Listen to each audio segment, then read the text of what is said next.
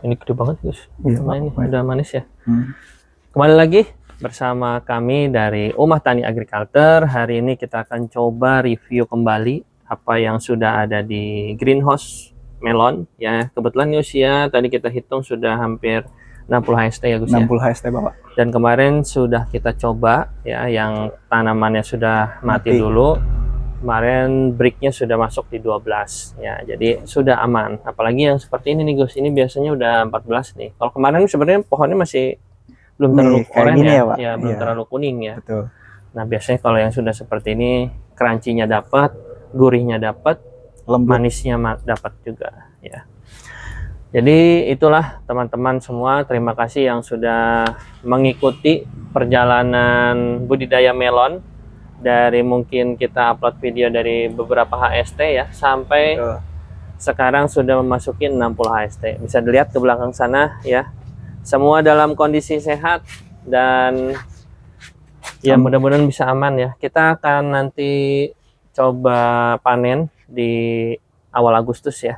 Tanggal berapa tuh Pak? Agustus ya? Rencana sih kayaknya sebagian di tanggal 1 Agustus sudah ada yang bisa dipanen sebenarnya. Tapi kalau kita launchingnya di 9 Agustus. Tapi tanggal 7 kita ada pelatihan dan kemungkinan nanti dari PT Chandra Asri juga akan metik langsung. Jadi stoknya terbatas ya buat teman-teman semua. Yang nanti mau datang langsung juga boleh di awal Agustus. Mulai tanggal 2 mungkin ya. Tanggal 2 Agustus sudah bisa. Udah pasti dijamin manis ya Pak ini Pak? Untuk perawatan sendiri di usia 60 HST itu sudah tidak kita pupuk lagi ya. Sebenarnya dari usia 58 lah sudah tidak kita pupuk lagi karena sudah masa pematangan, jadi tidak perlu dipupuk lagi. Biasanya sih kalau di luar sana 55 itu sudah terakhir dipupuk ya. Gitu, jadi tidak perlu dipupuk lagi ya. Ya alhamdulillah, walaupun memang karena kita tidak kita semprot pakai ya, pestisida, fungisida juga enggak, tapi alhamdulillah lah masih aman. Mudah-mudahan sih Gus ini bisa kita targetkan sesuai. Total tanaman di sini ada hampir 500 ya. Ya. Mudah-mudahan ya walaupun ada beberapa yang mati atau apapun itu ya, yang penting bisa ini. Nah, Kang Hari sedang mencatat jumlah buah di sana ya, kita coba sambil telusuri yang lain.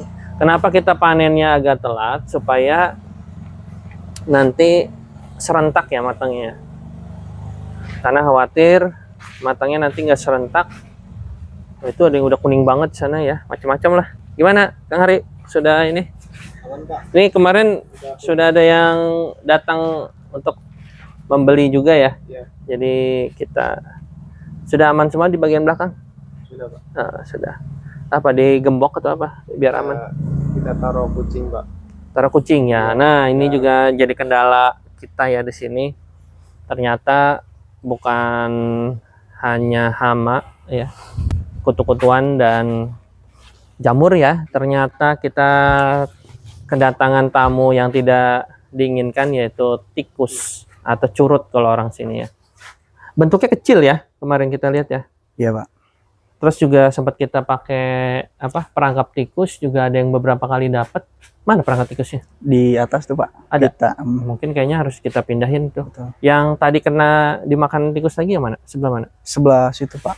Langganannya emang sebelah sini ya. Kemungkinan di dalam bambu saya. Iya, kemungkinan juga kita khawatir ada di dalam bambu ya tikusnya. Jadi nanti akan coba kita pasang juga. Udah hampir lebih dari 20 mungkin ya yang dimakan ya. Yang tadi pagi aja kurang lebih tuh bobotnya 1,3 Pak. Oh 1,3 ya, sayang banget ya. Padahal gede-gede kita. Udah kuning lagi Pak. Udah kuning ya. Tapi ya itulah namanya, mungkin tikusnya lapar kali ya. Tuh. Jadi itu kendala sekarang saat ini, ada kita hama tikus. Kalau sebelum-sebelumnya sih belum sampai sebegitunya ya. Baru kali ini saja. Mungkin karena tikusnya udah terperangkap di dalam greenhouse ya, mereka masuk terus terperangkap, akhirnya ya itu tadi ya. Terus tadi secara keseluruhan gimana Kang Hari? Sudah dicatat semua ya? Sudah. Nah, mudah-mudahan nyampe 300 lebih ya, ada buah ya? Lebih Pak. Lebih ya.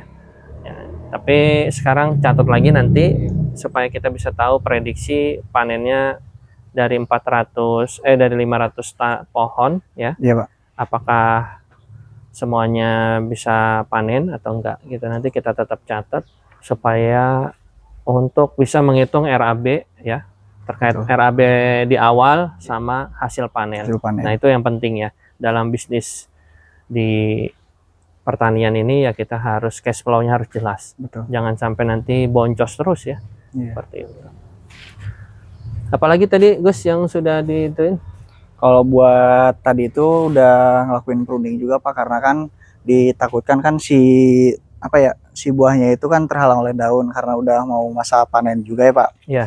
Jadi kita lakukan pruning untuk buah-buahnya itu karena ini ada kutu kebul juga sih, Pak. Karena mungkin kita dari awal tidak menggunakan pestisida ataupun insektisida ya, Pak.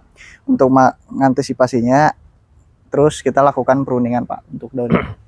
Nah, selain kita di sini ada golden melon, kita juga ada intanon. Nah, Iya. yuk kita cek ke sana. Kita ada intanon ya. Intanonnya juga sudah besar. Kita tidak banyak ya nanamnya. Cuman sekitar satu baris ya. Satu baris paling isi berapa ini? Tadi 1 2 3 4 5 6 7. Nah, ini. Sekitar 7 atau 15 polybag ya. Nah, bisa dilihat intanonnya. Wah, Ini, Pak. ini sudah Udah besar ya. 2,5, Pak. Ini berat ya? Berat banget ya? Lumayan. Berat banget ya. Padahal kelihatannya kayak kecil ya. Iya, tapi isinya padat itu, Isinya Pak. padat ini. Betul. Luar biasa. Nah, ini intanon juga kita selang ya. Ini yang tumbuh ada berapa tuh, coba Gus hitung. Kurang lebih itu pada 10 yang berbuah, Pak. Ya, berarti yang 5 tidak berbuah ya, kurang lebih ya. Iya. Nah, ini juga ada yang mati gitu. Ya, memang kalau intanon itu rentan terhadap serangan hama dan virus ya, tapi justru nggak ada tuh. Iya, Ya, Pak. malah biasanya kita kalau nanam intanon itu harus Ekstra ya, Pak. ekstra ya. Betul. Karena dia tidak kuat terhadap virus Gemini. Mungkin karena hamanya ini fokus terhadap tanaman lain, jadi tidak begitu banyak menyerang ke sini ya. Tuh. Iya. Bahkan Beda ya? ini nggak ada Nggak kena kutu jamur ya kebul malah ya? sama sekali, Pak. Iya. Nggak ada. Jadi biasanya kalau kita tanam intanon itu rentan banget terhadap ya hama, virus dan lainnya gitu. Tapi ini ya alhamdulillah ya. Aman itu, Pak. Apa karena space di bagian sini lebih longgar gitu ya, Iya, jadi mungkin lebih berjarak Ya. juga, Pak. lebih berjarak, jadi tidak terlalu rapat. Terus itu juga ada tuh, bisa dilihat tuh. Nah, ini juga kayaknya bobotnya berat ternyata ya dia. Iya, kecil berisi itu, Pak. Nah, kalau dilihat dari segi tekstur jaringnya itu sudah mulai bagus ya, rapat, bagus. Biasanya kalau untuk intanon, kalau tekstur jaringnya itu bagus seperti ini dan warna bagian di bawahnya itu nanti mulai agak menguning, itu insya Allah paten lah. Manis pol ya, Pak. Manis pol. Ini breaknya kalau intanon bisa sampai 16 ya. Emang kalau dari segi tingkat kemanisan antara Alisa dan intanon itu kalau paling manis memang ini. Tapi kalau sensasi crunchy ya dapat pasti Alisa. di Alisa. Itu bedanya. Kalau ini teksturnya ya kayak melon biasa ya sebenarnya. Tapi memang dari segi kemanisan dia tingkat kemanisannya tinggi. Gitu. Sudah pernah makan intanon? Kebetulan belum, Pak. Belum. Oke, kasihan ya dia. Belum pernah. Udah pernah? Kalau untuk Intanon? udah, Pak. Udah nyobain ya. Nah, itu teksturnya luar biasa lah. Oke, mungkin itu yang bisa kita share untuk video terkait dengan budidaya melon yang ada di greenhouse Umah Tani ya. Yang sebelah sini pastinya kita akan selalu share terkait budidaya media tanah ya.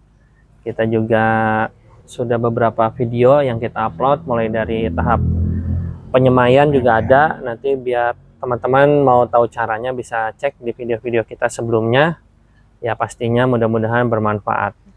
Jangan lupa like, comment, subscribe channel Umah Tani Agriculture supaya kami bisa terus berbagi pengalaman, berbagi informasi terkait pertanian, perikanan, dan peternakan. Sampai jumpa di video selanjutnya. Terima kasih.